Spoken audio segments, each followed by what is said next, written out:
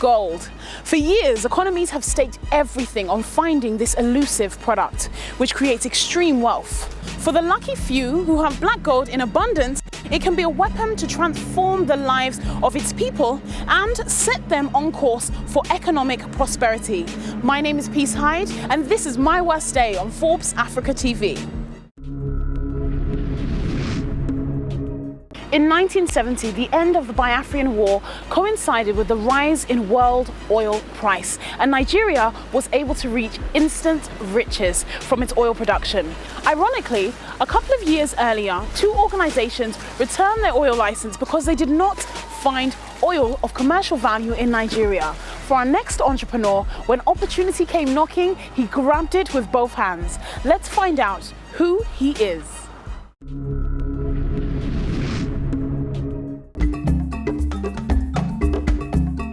Tonye Cole, son of Patrick Dele Cole, was born in Port Harcourt, River State, Nigeria.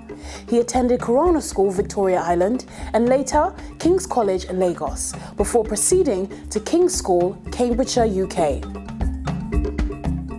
Tonye Cole worked as an architect for frontline Brazilian architectural firm Grupo Quatro SA, where he was involved in the design and implementation of urban planning and city development of Palmas, the capital city of the newly created Tocantins. Upon his return to Nigeria, Tonye Cole was recruited in 1993 as Director of Operations for EMSA SA, a Brazilian civil engineering company, the 7th largest engineering firm in Brazil that was awarded the World Bank financed water project for the Lagos State Water Corporation. The company, in a joint venture with Sakamori Limited, successfully executed 3 World Bank-sponsored contracts valued at $58 million and 1 ADB-sponsored contract for Anambra State Water Corporation valued at $15 million. As the managing director of Sahara Energy Resource Limited, which he co-founded in 1996 with his friends, they started out as an oil and gas company whose core business at the time was trading of excess fuel oil from Port Harcourt and Warri refineries. Sahara Energy established itself as a credible trading house within 3 years with respectable trading line from a first-class international bank, BNP Paribas. Within 5 years of operation, Sahara Energy had diversified into storage depot and vessel ownership, building depots in Lagos, Onyi, and Abuja, with combined capacity of 55,000 metric tons and a fleet of 5 vessels moving products across West Africa. Today, Sahara Energy is a major employer of labor with a staff strength of just over 300 people. The company remains very strong in the trading sector and has set up a trading office in Geneva, Switzerland, which actively trades in crude oil, gas, Jet A1, MoGas, and bitumen in various markets globally.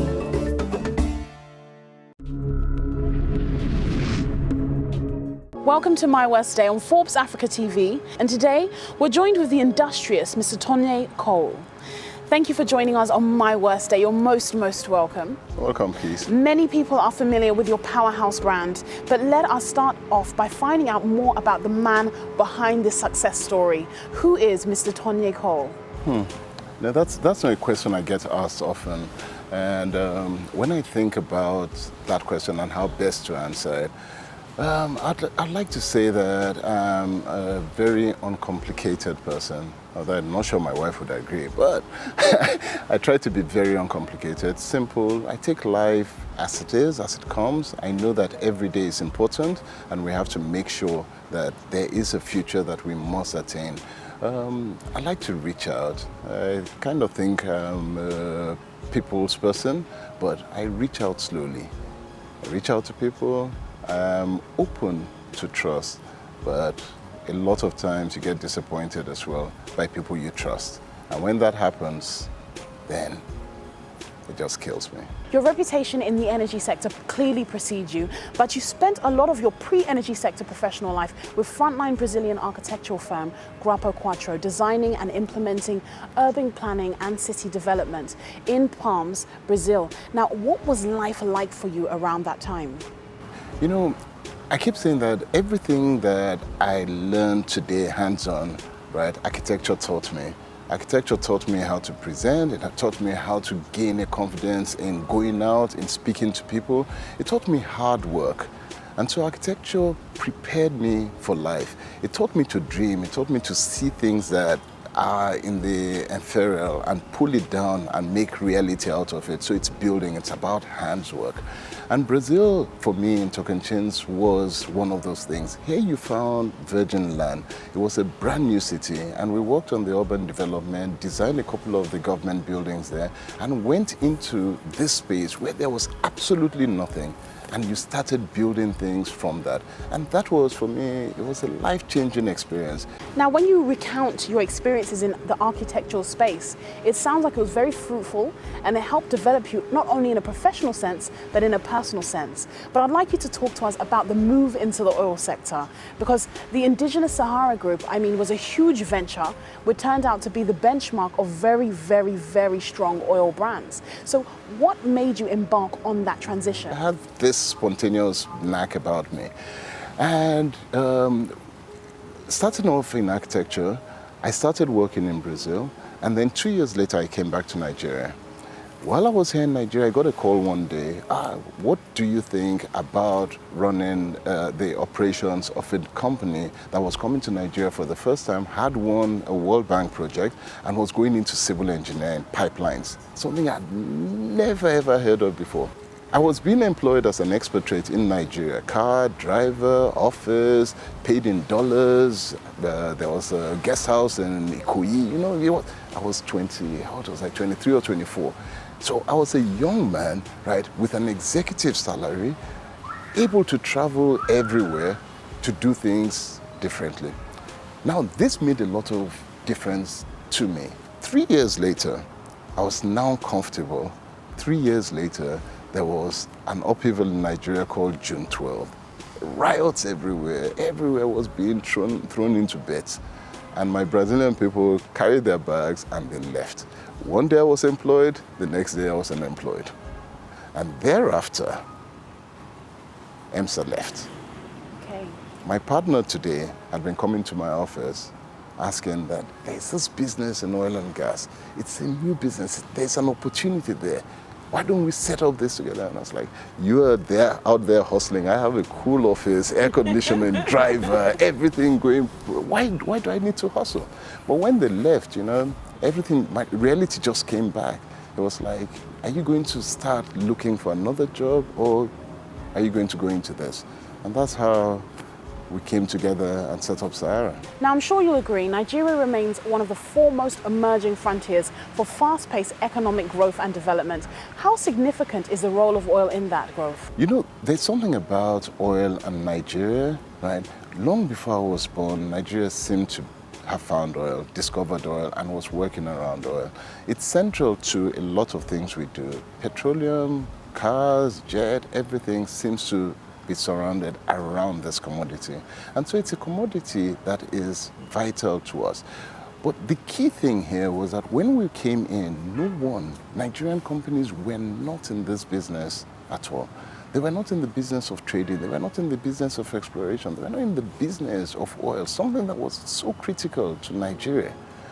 When you talked about someone in that business then, the most they would be were petrol station owners. They owned petrol stations, and they felt that by owning a petrol station, they were in the business, and they were not in the business. But because my partner had done an MBA in London and had worked closely or had interacted closely with people that were in the trading aspect of it, he knew that there was this huge business of which Nigerians were not involved at all. And so coming in, we came in about the same time as another set of Nigerian young colleagues who were in school with me, who had also come in, and we were practically the first pioneers to come into this aspect of the business.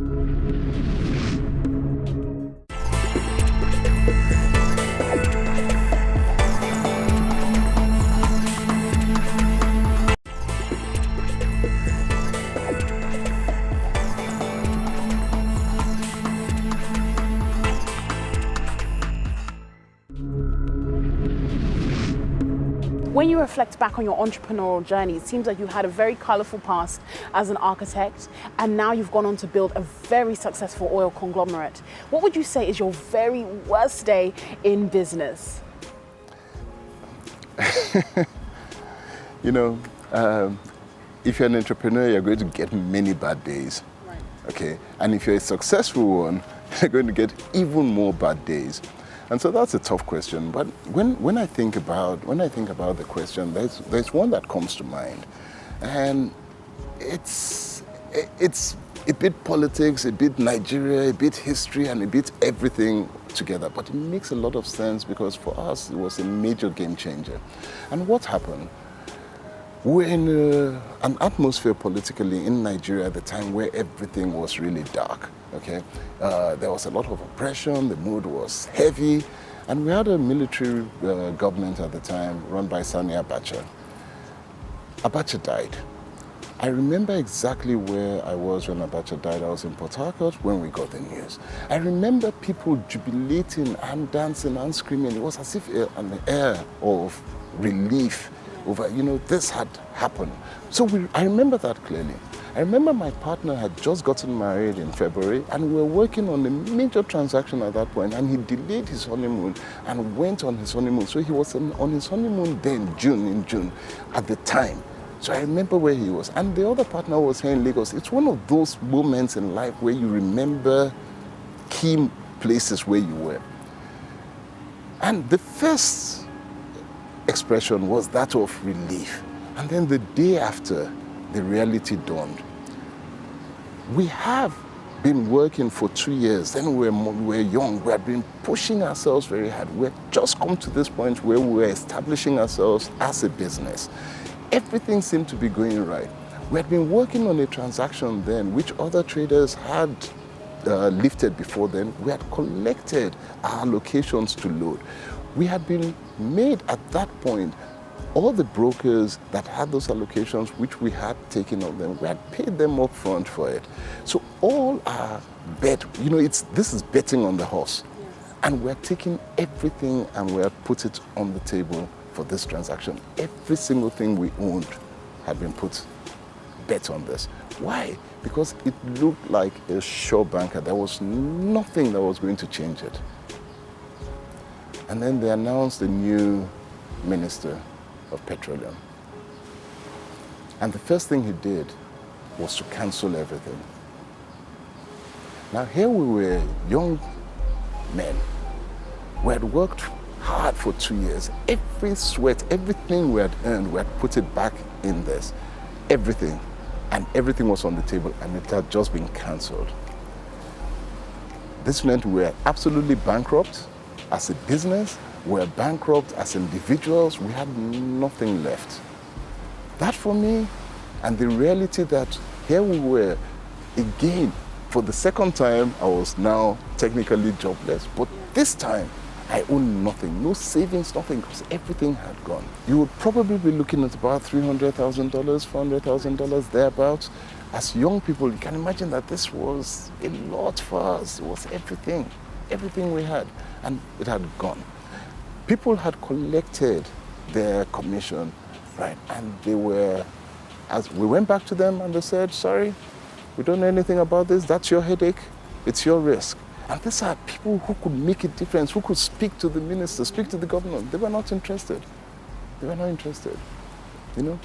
But how did it change for us? What did we do when that happened? And this is where it became a life-changing experience for us. What did we do? Now we knew we had nothing to lose. Everything was gone. But the good thing was that we had records. We had the contracts. We had learned that keep records, have a contract. So all of this was legitimate. Yes, it had been cancelled, but we had records. We had records of those who we had paid, the brokers who owned them, that we had paid and collected. We had the assignments that they had given to us. So we put the file together, everything together. And we walked into the office of a man we had never met before, but it was his responsibility now to award new transactions to new people and all of that. So we walked into his office We waited, the secretary knew us, we waited patiently, myself and my partner, until he had an opportunity. People were going in and out of the office. Remember, we were very young. And so we walked into his office and we locked the door. Yes. We didn't want anyone coming in. Okay. And the man had never seen us before. So he was like, what's going on? What's going on? And we locked the door. He said, what's going on? And we said, sir, you don't know us, but we don't need anyone to disturb us. We want to put a case before you. Once we've put our case, then whatever you wish to do, do. If you want to call the security to arrest us, do so. If you want to throw us out, if you think we're madmen, do whatever you want, but hear us out. All we need 10 minutes of your time, but nobody must disturb.